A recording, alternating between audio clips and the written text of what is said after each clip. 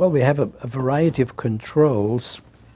Of course, the main mode of control has to do with our degree of knowledge and understanding of the world.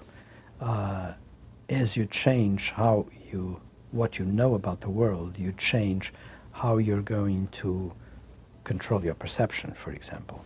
And you also learn about what you want to pay attention to and what you don't. So that those are very important aspects. And you can create techniques that sort of, technique is probably a little bit too much, but you create strategies that allow you to filter things that you don't want. For example, right now, in order to pay attention to what you're asking me and to pay attention to what is going on in my mind, I'm trying to filter out things that are happening around me that have to do with the lights, that have to do with the technicians and so on. And that's part of the control.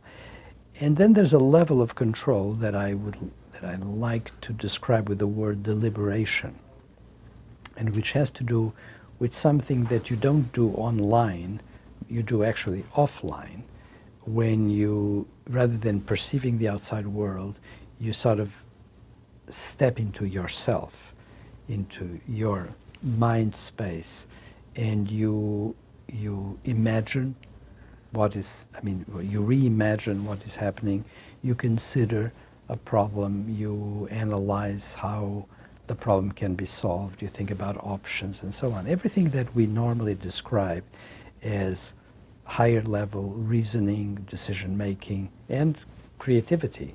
These are processes that cannot be done online.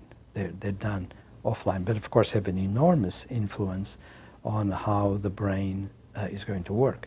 Now, to have an influence directly on how the brain is firing neurons right now, that's a very different story. Of course, there are ways of influencing it with states of altered perception, some that are under your control, like, say, different kinds of meditation, and some that are under the control of, say, medications, drugs, whatever.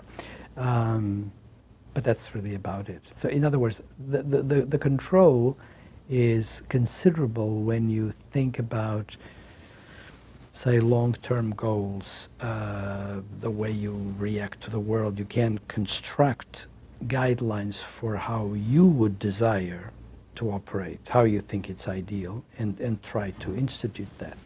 And then you have ways in which are sort of probably less effective, in which you just control what is happening on the moment, like trying to curb an excessive emotional reaction or something of the sort.